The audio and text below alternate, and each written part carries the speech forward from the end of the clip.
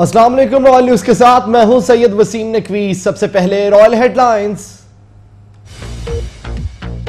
वजीर आजम सैयद यूसुफ रजा गिलानी ने कहा है कि हुकूमत अवाम को तहफ़्फ़ुज़ फराहम करने के लिए पुरअज़म है। दहशतगर्दी के खिलाफ जंग में जानों का नजराना पेश करने वालों को बुलाया नहीं जा सकता।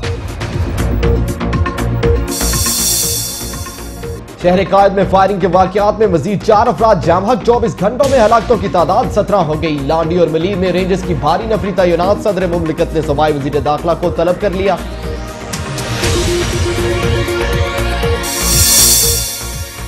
भूटान के दारुल हुकूमत थम्पो में चौथी साल वज़राए दाखिला कॉन्फ्रेंस जारी। वजीर दाखिला रहमान मलिक का कहना है कि पाकिस्तान दहशतगर्दी के खात्मे के लिए किरदार अदा करता रहेगा। ईंटों पर सेल्स टैक्स के खिलाफ फैसलाबाद और रहीम यार खान समेत मुख्तलिफ शहरों में भट्टा मालकान और मजदूरों का एहतजाज। मुल्तान रोड और समंदरी रोड ब्लॉक होने से गाड़ियों की मीलों लंबी कतारें लग गई। पाक अफगान सरहद पर नेटो हेलीकॉप्टर्स की एक बार फिर पाकिस्तानी फजाई हदूद की खिलाफ वर्जी। वस्तीपुर इमरजेंसी में अमल लश्कर पर शिद्दत पसंदों का हमला। जवाबी कार्रवाई में 5 अस्करियत पसंद हलाक।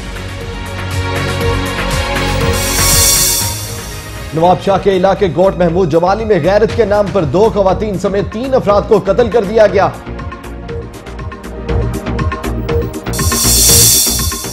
लाहौर और रावलपिंडी समेत मुल्क के मुख्तलिफ हिस्सों में बारिशों से मौसम खुशगवार हो गया।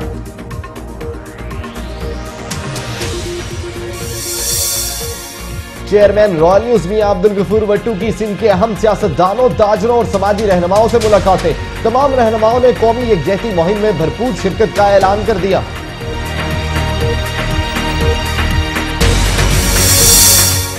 और नॉर्वे में धमाकों और फायरिंग से हलाक होने वाले अफराद की तादाद 91 हो गई। पुलिस हुक्काम के मुताबिक हमलों में मसीही इंतहा पसंद मुलव्विस हो सकते हैं।